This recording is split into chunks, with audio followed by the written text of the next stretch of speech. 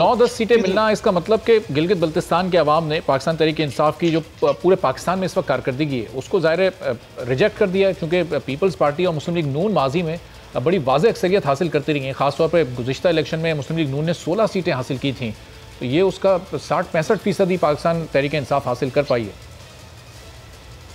ये दो चीज़ें हैं, एक तो देखो महंगाई अपने तौर पे है, मगर वहाँ पे पीपल्स पार्टी और PMLN की दोनों लीडरशिप जो है टॉप लेवल की, वो वहाँ पे 15 दिन तक मेहनत करते रहे और जिस तरीके से लोगों को कन्विंस करने की कोशिश की है, एक वो है। और दूसरा मैं समझता हूँ कि लोगों का फिर भी फेथ ये था, इतनी मेहनत के बावजूद भी अपोजिशन की, कि नहीं, एक फौज मुखालिफ बयान, दूसरा माजी की पीपल्स पार्टी की जो चीज़ें हैं या इस वक्त सिंध के अंदर जो इश्यूज हैं, उन सारी चीज़ों को देखते हुए, महंगाई को भी देखते हुए, लोगों ने फिर भी जो है मेजॉरिटी ने चॉइस जो वो PTI की समझी कि नहीं, PTI की गवर्नमेंट बेहतर है। मुख्तलिफ, आपने कल मारिया मेमन को मैंने थोड़ा देखा, मुख्तलिफ लोगों से जब इंटरव्यू लिया तो मुख्तलिफ एंकर्स के मैंने प्रोग्राम देखे, तो लोगों ने कहा कि हमें जो भी है, खान साहब ईमानदार बंदा है, थोड़ी सी टीम के अंदर गलतियां हैं वो टाइम पे सही हो जाएंगी, मगर हम खान साहब को वोट देंगे। मतलब ये चीज़ें हुई हैं और ये एक, मैं समझता हूँ ये एक प्रैक्टिस है और उस प्रैक्टिस को आप इतना जल्दी ख़त्म नहीं कर सकते कि फेडरल गवर्नमेंट जिसकी है उसी की जो है वो गिलगित और आज़ाद कश्मीर के अंदर इलेक्शन बनती है, क्योंकि अवाम समझती है कि हमें फेडरल गवर्नमेंट के साथ जाना है और इसी वजह। मगर ये इल्ज़ाम लगाना धांधली का, अभी कोई बंदा जो है ना वहाँ पे इस वक्त मीडिया पूरा ओपन था, मीडिया ने आपने देखा कि किस तरीके से जो है वो हर एक पोलिंग की रिजल्ट को कंपाइल कर रहा था, देख रहा था। अब आज मरियम नवाज ने जो बात की कि भाई हमारे लोगों को लिया, भाई आप वहाँ पे जब थी तब तो आपने ये नहीं कहा।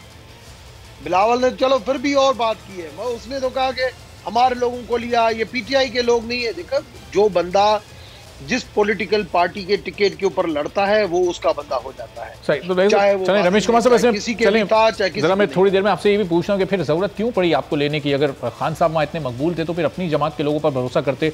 सैर साहिबा ये बता दीजिएगा, सैर साहिबा ये जो धांधली का इल्ज़ाम बिलावल भुट्टो लगा रहे हैं, जो 7 आज़ाद उम्मीदवार जीते हैं, क्या उनके जीतने पर भी एतराज़ है पीपल्स पार्टी को? सिर्फ PTI के जो उम्मीदवार जीते हैं सिर्फ उन्हीं नशस्तों पर धांधली हुई है? देखिए अरबाब, हम जिन बातों को पॉइंट आउट कर रहे हैं वो बहुत वैलिड है। पहली चीज़ ये कि 4 महीने पहले तक PTI का क्या वजूद था गिलगित बल्तिस्तान के अंदर। फिर अगर ये समझते हैं कि ये बिल्कुल जायज़ है कि आप जो है असर रसूख डाल के या धमकियां दे के या हरासा करके आप दूसरी पार्टी के मेंबर्स को तोड़ लें, ये जायज़ है, तो मैं समझती हूँ कि ये बहुत ही एक नाजायज़ किस्म की रिवायत डाल रहे हैं। फिर जिस तरीके से मैं ये कह रहे हैं कि जी पीपल्स पार्टी की कारकर्दगी, पीपल्स पार्टी ने तो बेहतरीन हेल्थ केयर सिस्टम दिया है सिंध को। अगर सिंध को जो है NFC अवार्ड ना मिले, अगर सिंध के अंदर वजीर आजम साहब के पद को एक बार ही नहीं करता, यानी 162 अरब का पैकेज वो कहाँ गया, उसकी बढ़ती गुजर गई।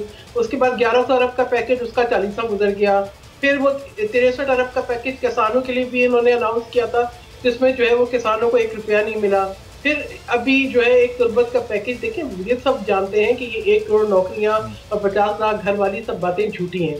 तो और ये भी जानते हैं कि BRT में बारी बारी आग लग रही है और उसके करप्शन के केसेस हैं। ये भी सब जानते हैं कि ब्रिलियंट ट्री सुनामी का करप्शन है, मालम जब्बा का करप्शन है, हलीमा बाजी का करप्शन है, फॉरेन फंडिंग का करप्शन है, सब जानते हैं ये बातें। ये सब बातें जानने के बाद PTI का वोट बैंक अगर ये कहते हैं कि जी इतना इंटैक्ट था कि इनको दूसरों के फिर भी जो है वो तोड़ने पड़े उम्मीदवार। उसके बाद गंडापुर साहब ने जो मैं समझती हूँ कि जिस किस्म की गुफ्तगू की, मैं वो गिलगित बल्तिस्तान के गयूर अवाम के लिए उस किस्म की गुफ्तगू बर्दाश्त करके भी अगर वो वोट देते हैं तो मुझे उस पर भी हैरत होती है। धांधली के जो इल्ज़ामात हैं वो किन सीटों को लेकर आप लोग फोकस्ड हैं? कि जो PTI जिन नशस्तों पर जीती है उन नशस्तों पर धांधली हुई है, या जो आज़ाद उम्मीदवार 7 लोग जीते हैं, ज़ाहिर है आगे जाकर ये भी अक्सरियती जमात में ही शामिल होंगे, PTI को ज्वाइन करेंगे, इन 7 लोगों पर भी आपको एतराज़ है कि इन मकामात पर भी, इन हलकों में भी धांधली हुई है? सलमान, मैं अभी ये बात कर रहे थे एंकर्स की, एक एंकर की बात जरा मैं भी करूं। साबिर शाकिर साहब ने अपना एक YouTube पे प्रोग्राम उन्होंने उसको अपलोड किया, अपना वीलॉग। उस पर उन्होंने लिखा है अफवाज पाकिस्तान की सर्जिकल स्ट्राइक गिलगित बल्तिस्तान में, मुखालिफिन की, अपोजिशन की लाशें गिर गईं। मुझे बताएं ये कौन सा बयानिया है? अगर इन एंकर्स की राय को हम मुकद्दम समझें तो मैं समझती हूँ कि बहुत अफसोसनाक है। अगर पीपल्स पार्टी ये कह रही है कि अगर, और मैं समझती हूँ कि कोई भी बाशऊर शख्स ये सोच सकता है कि एक कैंडिडेट 400 वोटों से जीत रहा हो और 827 वोट जो है वो आप उसको रद्द कर दें और 2 वोटों से आप पीटीआई के कैंडिडेट को जिता दें। जो इलेक्शन से पहले जो सर्वेज हुए थे, जो मुख्तलिफ इदारों ने किए थे, वो इंडिपेंडेंट इदारे हैं, उनमें काफ़ी शामिल हैं, वो तो सब वहाँ की आवाम से उन लोगों ने राय ली थी और उसके मुताबिक भी पाकिस्तान तहरीक इंसाफ को 41%, बिलावल को 21% और मरियम नवाज की पॉपुलैरिटी तो बहुत ही कम थी गिलगित बल्तिस्तान में। मुझे ये बताएं अरबाब, आप कितना समझते हैं कि ये सर्वे कितने शफाफ होते हैं? यानी आज के दौर में तो इश्तिहारों के जरिए मीडिया को जो है इन्फ्लुएंस किया जाता है, आज के दौर में तो सहाफ़ियों की नौकरियां ख़त्म करवा दी जाती हैं, आज के दौर में तो जो है लोगों की ज़ुबान और गुफ्तगू जो है उसको म्यूट कर दिया जाता है। तो मैं इसको आप सर्विस को कितना आज़ाद समझते हैं और कितनी परसेंटेज पॉपुलेशन को उन्होंने अप्रोच किया होगा? देखिए, इन सर्वेस की क्रेडिबिलिटी जो है वो इटसेल्फ इन क्वेश्चन है। ये जो भी हुकूमत वक्त होती है वो अपना कुछ ना कुछ उस पर इन्फ्लुएंस रखती है। तो मैं तो उन सर्विस की बजाय मैं तो अवाम का जो एक था जोश व खरोश, मैं समझती हूँ बिलावल भुट्टो ज़रदारी ने एक डेमोक्रेटिक प्रोसेस के ऊपर एतमाद बहाल किया था वहाँ के अवाम का, और जोश व खरोश नज़र आया। अब उनके वोट अगर चोरी होंगे, उनके वोटों पे डाका डलेगा, उनके वोट जो है वो पता चला कि आप लिस्टें जाके देखें तो इलेक्शन कमीशन की नाकामी ये कि वहाँ पे जो है पता लग रहा है कि वोटर वोट डालने जा रहा है तो पता चल रहा है कि ये तो पहले ही बैलेट से डल गया, पोस्टल बैलेट से, या जो है लिस्टों में नाम दुरुस्त नहीं है, या इलेक्शन प्रोसेस जो है इतना स्लो जा रहा है, इलेक्शन कमीशन ने उतने इंतजाम नहीं किए। फिर उसके बाद जो है अब आखिर में काउंटिंग के अंदर हेरा फेरी। देखिए, हम जो इस वक्त एहतजाज कर रहे हैं, हमने प्री पोल रिगिंग की बात हम करते रहे, लेकिन इस वक्त हम हेरा फेरी की बात कर रहे हैं जो अब काउंटिंग प्रोसेस पे किए हैं इन्होंने, और मैं उसी पे बात कर रहे हैं कि उसके नतीजे जो है वो अच्छे नहीं होंगे। अगर आप लोगों के वोट को चुराएंगे, उन पे डाका डालेंगे, उनके मैंडेट को छीन के उनकी हक तलफी करेंगे तो आप ग्रीवेंसेस बढ़ाएंगे। देखिए, पहले ही पूरा पाकिस्तान भुगत रहा है, मजीद हम कितना भुगतेंगे? सही। और बिलावल साहब ने भी कहा है कि ज़ाहिर है वो इस्लामाबाद का भी रुख करेंगे अगर इस मामले पर कुछ कोई मंतक के अंजाम तक ये मामला नहीं पहुंचा। तो रमेश कुमार साहब, ये खान साहब इतने मकबूल हैं अगर गिलगित बल्तिस्तान में, सर्वेज भी उनके हक में थे, तो ये दूसरी जमातों से लोग लेकर उनको टिकट देने की क्या ज़रूरत थी? फिर 23 में से 21 हल्कों पर लड़ने की क्या ज़रूरत थी? पूरे 23 में ही आप इलेक्शन लड़ते, अपने नुमाइंदों के साथ लड़ते, अपने लोगों को पार्टी टिकट देते। देखें, 21 पीटीआई के लोग लड़े हैं, एक के ऊपर एमडब्ल्यूएम को सपोर्ट किया है और एक के ऊपर इंडिपेंडेंट कैंडिडेट को सपोर्ट किया है। टोटल 23 हल्कों के, और 24वां जो हल्का था वहाँ पे डेथ हो गया है। पहली चीज़ तो ये कि इलेक्टेबल की पहले भी सियासत थी, आज भी सियासत है।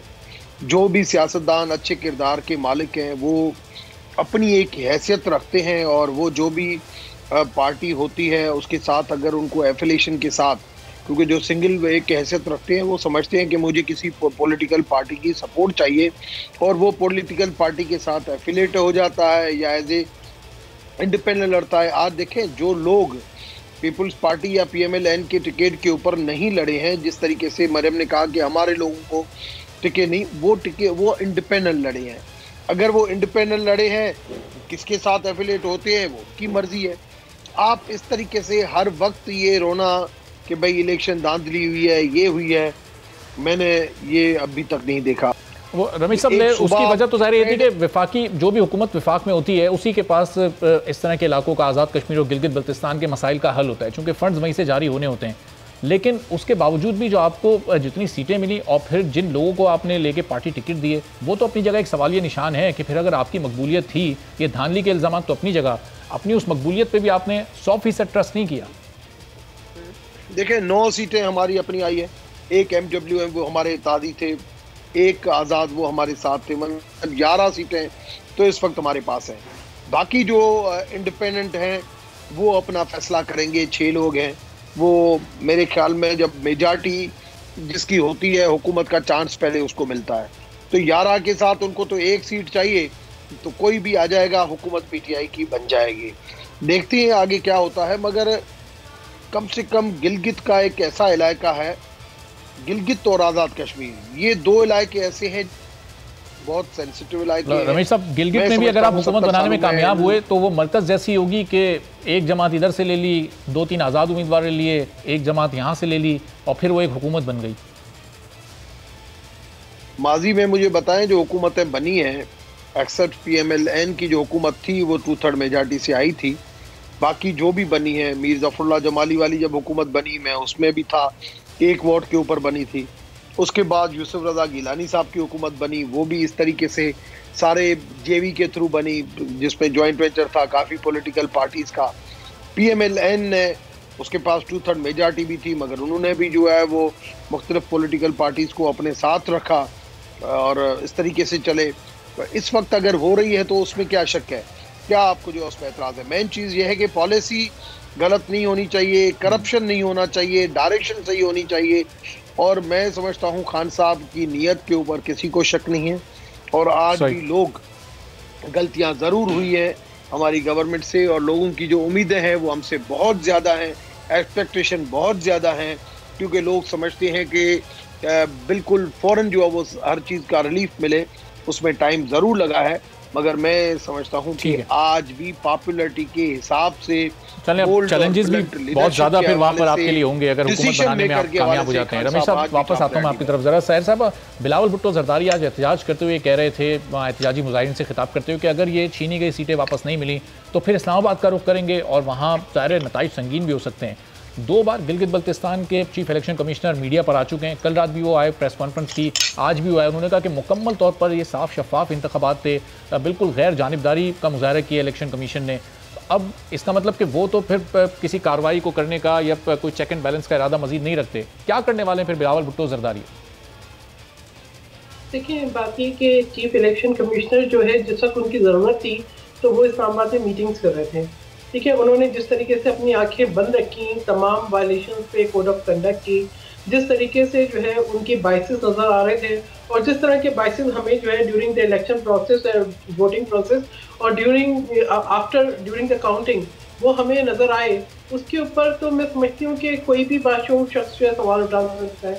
अब आप मुझे बताएं कि आपको इस पर हैरत नहीं होगी कि एक कैंडिडेट जो है वो 400 वोटों से जीत रहा हो और 827 वोट जो है वो रिजेक्ट कर दिए जाएं और 2 वोटों से वो कैंडिडेट हार जाए? इसको कैसे जो है एक्सेप्ट किया जाए कि ये रातों रात क्या मामलात हुए? सब्सक्राइब करें और बेल दबाएं ताकि कोई खबर रह न जाए।